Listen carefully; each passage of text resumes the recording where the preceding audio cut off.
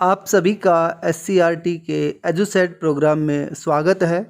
मैं Vijaypal, PGT history, राजकीय वरिष्ठ माध्यमिक विद्यालय रोड़ाई रेवाड़ी, आप सभी का कक्षा 10वीं सामाजिक विज्ञान के पाठ 1 के भाग 1 में आप सभी का स्वागत करता हूं। हमारे पाठ का नाम है यूरोप में राष्ट्रवाद का उदय। हमारे इस पाठ के भाग 1 के मुख्य बिंदु इस प्रकार हैं। पहला, पृष्ठभूमि या बैकग्राउंड, और दूसरा है फ्रांसीसी क्रांति और राष्ट्र का विचार। प्यारे बच्चों, आइए हम अपने पहले मुख्य बिंदु पृष्ठभूमि अर्थात बैकग्राउंड से हमारे इस पाठ की शुरुआत करते हैं। इस पृष्ठभूमि में हमें यह जानना है कि नेशन अर्थात राष्ट्र का विचार कहाँ से आता है, कब आता है, और राष्ट्रवाद के विचार से हम क्या समझते हैं या राष्ट्रवाद का क्या अभिप्राय है। डियर स्टूडेंट्स, ऊपर इस तस्वीर पर आप नज़र डालिए। इस तस्वीर को 1848 में एक फ्रांसीसी कलाकार फ्रेडरिक सारियो ने बनाया था, जिसका टाइटल विश्वव्यापी प्रजातांत्रिक और सामाजिक गणराज्यों का स्वप्न, राष्ट्रों के बीच संधि रखा गया था। इस तस्वीर में आप अगर ध्यान से देखें तो इसमें यूरोप और अमेरिका के लोगों को दिखाया गया है, जिसमें सभी उम्र और सामाजिक वर्गों के स्त्री पुरुष एक लंबी कतार में स्वतंत्रता की देवी की वंदना करते हुए जा रहे हैं। इस कतार में लगे लोगों को अलग अलग पोशाक के द्वारा पहचाना जा सकता है, जिसमें सबसे आगे अमेरिका और उसके पीछे फ्रांस और यूरोप के दूसरे देशों को दिखाया गया है। स्वतंत्रता की देवी के एक हाथ में मशाल है और दूसरे हाथ में अधिकारों का घोषणा पत्र है, और नीचे ज़मीन पर टुकड़े जो बिखरे हुए हैं वो मोनार्की अर्थात राजतंत्र के अवशेष के रूप में दिखाए गए हैं। अर्थात इस पिक्चर में यह बताने का प्रयास किया गया है कि प्रजातंत्र का विकास राजतंत्र के अवशेष पर हुआ है। डियर स्टूडेंट्स, जब हम राष्ट्रवाद शब्द के अर्थ पर विचार करते हैं तो पाते हैं कि राष्ट्रवाद दो शब्दों से मिलकर बना है, राष्ट्र जमा वाद। राष्ट्र अर्थात देश या नेशन, और वाद अर्थात विचार या आइडिया। सारांश यह है कि राष्ट्रवाद का अर्थ है एक देश का विचार या एक नेशन का विचार। जब हम राष्ट्र या राष्ट्रवाद के उद्भव या शुरुआत की बात करते हैं तो इसकी जड़ें हमें यूरोप के एक देश फ्रांस में मिलती हैं। हालांकि इससे पहले एक देश के रूप में संयुक्त राज्य अमेरिका का उद्भव हो चुका था। जहाँ तक राष्ट्र या नेशन के मुख्य तत्व या मेन एलिमेंट्स की अगर हम बात करते हैं तो इसमें 4 तत्व देखने को मिलते हैं। पहला है निश्चित भूभाग, अर्थात एक फिक्स्ड लैंड होनी चाहिए।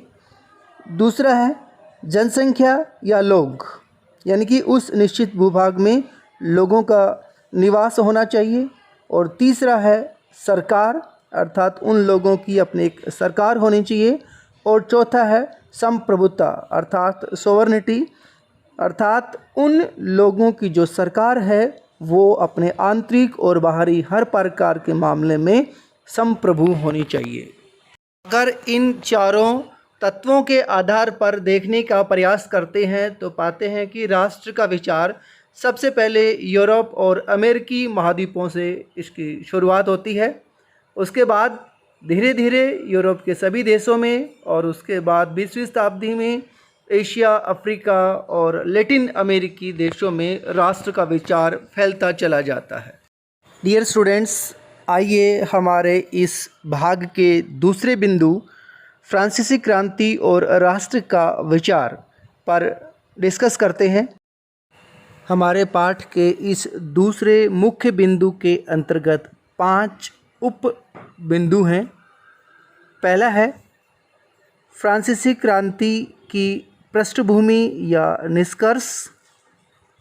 दूसरा है फ्रांसीसी लोगों में सामूहिक पहचान की भावना पैदा करने वाले कदम। तीसरा बिंदु है क्रांतिकारियों ने घोषणा की कि फ्रांस राष्ट्र का यह भाग्य और लक्ष्य था कि वह यूरोप के लोगों को निरंकुश शासकों से मुक्त कराएं। और चौथा उपबिंदु है नेपोलियन के द्वारा विजित क्षेत्रों में ऐसे अनेक सुधारों की शुरुआत की गई जिन्हें फ्रांस ने पहले ही आरंभ कर दिया था। और पांचवा उपबिंदु है जीते गए इलाकों में स्थानीय लोगों की फ्रांसीसी शासन के प्रति मिलीजुली प्रतिक्रिया थी। प्यारे बच्चों, आपको याद होगा कि कक्षा 9वीं का जो पहला अध्याय फ्रांसीसी क्रांति, उसमें आपने पढ़ा था कि कैसे 1789 में फ्रांस के लोगों ने सत्ता के प्रतीक या निरंकुश सत्ता के प्रतीक के रूप में बास्टील का जो किला है उसको ध्वस्त कर दिया था। और कैसे फ्रांस के लोगों ने एक के बाद एक घटनाओं के द्वारा अंततः वहाँ निरंकुशवाद या राजतंत्र, जिसमें लुई 16 का शासन था, उसको ख़त्म कर दिया और 3 नए विचार स्वतंत्रता, समानता और बंधुत्व लोगों के सामने रखे। और इसी क्रांति के द्वारा राष्ट्र या राष्ट्रवाद के विचार का जन्म होता हुआ दिखाई देता है। प्रारंभ से ही फ्रांसीसी क्रांतिकारियों ने ऐसे अनेक कदम उठाए जिनसे फ्रांसीसी लोगों में एक सामूहिक पहचान की भावना पैदा हो सकती थी। उदाहरण के लिए पितृभूमि या ला पैट्रे और नागरिक या ले सिटियोन जैसे शब्दों के द्वारा एक संयुक्त समुदाय और संविधान के अंतर्गत अधिकार विचार लोगों के सामने रखे। इसी तरह फ्रांस का एक नया झंडा अर्थात तिरंगा चुना गया, जिसने पहले के राष्ट्र ध्वज की जगह ले ली। स्टेट जनरल का चुनाव सक्रिय नागरिकों के द्वारा किया गया और इसका नाम बदलकर नेशनल असेंबली कर दिया गया। इसी तरह कदम उठाते हुए राष्ट्र के नाम पर नई स्तुतियाँ रची गई, शपथ ली गई और शहीदों का गुणगान किया गया। इसी तरह केंद्रीय प्रशासनिक व्यवस्था लागू की गई, जिसमें पूरे क्षेत्र में रहने वाले सभी नागरिकों के लिए समान कानून बनाए गए और आंतरिक आयात निर्यात शुल्क समाप्त कर दिए गए तथा भार और मापने की एक समान व्यवस्था लागू की गई।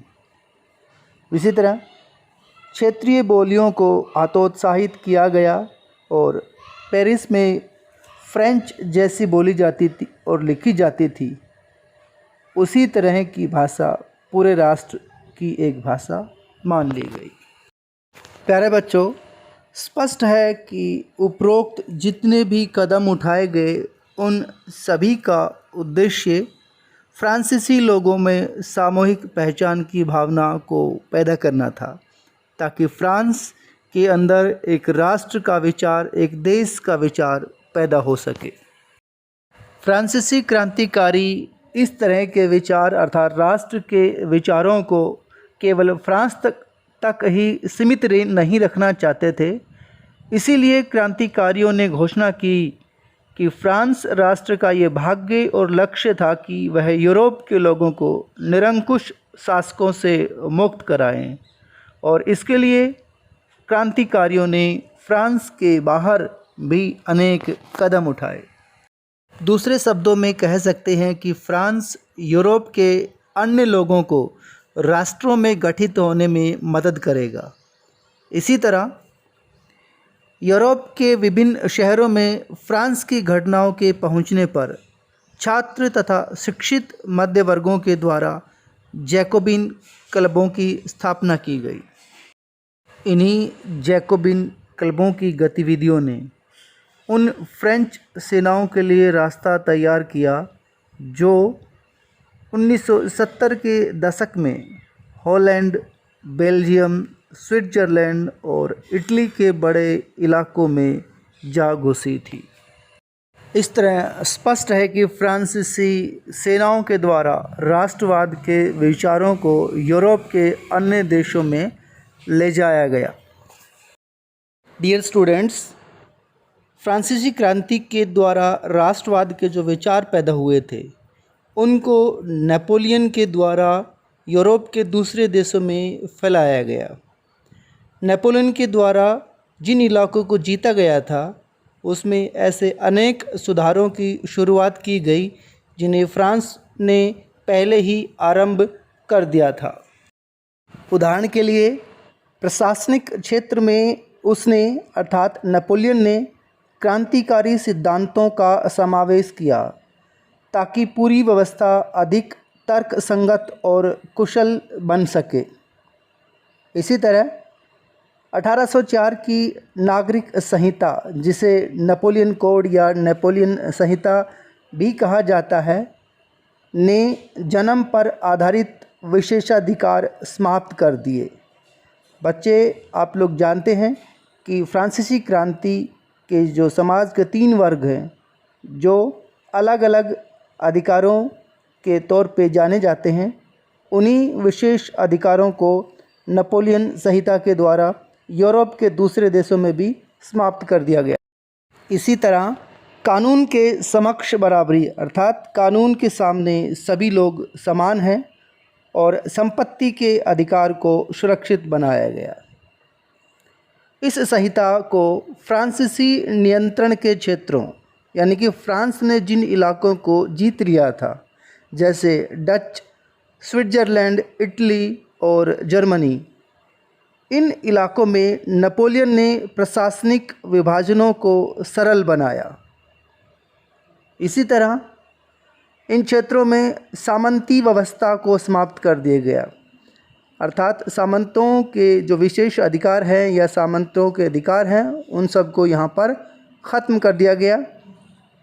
और ऐसे ही किसानों को भू दासत्व यानी कि भूमि के साथ दास के रूप में रहने की जो व्यवस्था है उसे, और जागीरदारी शुल्क यानी कि टैक्स, जागीरदारों के द्वारा जो शुल्क या टैक्स लगाए जाते थे उनसे मुक्ति दिला दी गई। खेती की तरह शहरों में भी कारीगरों के श्रेणी संघों यानी कि जो गिल्ड ट्रेड्स हैं उनके नियंत्रणों को भी हटा दिया गया। यातायात और संचार व्यवस्थाओं को भी सुधारा गया। इसी तरह जो सुधार नेपोलियन के द्वारा इन इलाकों में किए गए थे, शुरुआत में सभी वर्गों के द्वारा जैसे किसान, कारीगर, मजदूर और नए उद्योगपतियों ने इन सुधारों का स्वागत किया। नेपोलियन के द्वारा यूरोप के विभिन्न देशों को जीतने के बाद वहाँ के स्थानीय लोगों की फ्रांसीसी शासन के प्रति मिलीजुली प्रतिक्रिया थी। उदाहरण के लिए शुरुआत में अनेक स्थानों जैसे हॉलैंड, स्विट्ज़रलैंड तथा कई शहरों जैसे ब्रसेल्स, मेंज, मिलान और वारसा, यहाँ पर फ्रांसीसी सेनाओं का स्वतंत्रता का तोहफा देने वालों की तरह स्वागत किया गया था। लेकिन जल्दी ही यह उत्साह दुश्मनी में बदल गया क्योंकि यह साफ हो गया कि नई प्रशासनिक व्यवस्थाएं राजनीतिक स्वतंत्रता के अनुरूप नहीं थी। अर्थात यहाँ पर राजनीतिक तौर पे जो अधिकार मिलने चाहिए थे वो इन देशों को नहीं मिले। इसी तरह बढ़े हुए कर या टैक्सेस, सेंसरशिप अर्थात ज़्यादा से ज़्यादा सरकार के द्वारा पाबंदियां लगाना और ज़बरदस्ती फ्रांसीसी सेना में स्थानीय लोगों को भर्ती करने के लिए मजबूर करना, इन सभी बातों का प्रशासनिक परिवर्तनों से मिले फ़ायदे से जब तुलना की गई तो इन लोगों को अपना नुकसान ही नज़र आने लगा था। लेकिन इन बदलावों से यूरोप में राष्ट्रवाद के विचारों का प्रसार अवश्य हुआ था, ये सभी लोग मानते हैं।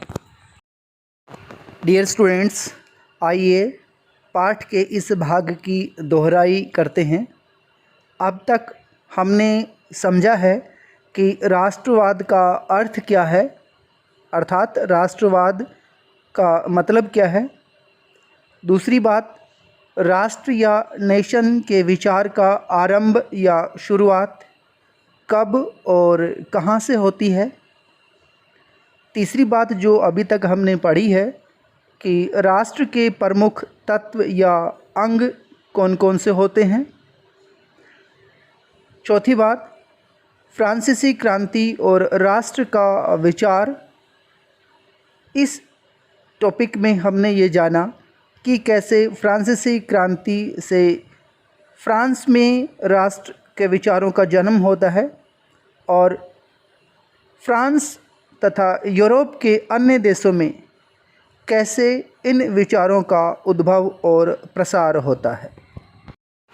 प्यारे बच्चों, पाठ के विस्तार और पाठ की दोहराई करने के आधार पर आइए गृह कार्य के तौर पे कुछ प्रश्न को हम समझने या उनको हल करने का प्रयास करते हैं। पहला प्रश्न है, राष्ट्रवाद से आप क्या समझते हैं। दूसरा प्रश्न है, राष्ट्र या देश और नेशन के विचारों का आरंभ कब और कहाँ से होता है। तीसरा प्रश्न है, राष्ट्र के प्रमुख तत्व या अंग और कंपोनेंट कौन कौन से होते हैं। आपके लिए चौथा प्रश्न है, फ्रांसीसी क्रांति ने किस प्रकार फ्रांस में राष्ट्र के विचारों का आरंभ किया। और अंतिम प्रश्न है कि फ्रांस और यूरोप के अन्य देशों में राष्ट्रवाद के विचारों का उद्भव और प्रसार किस प्रकार हुआ।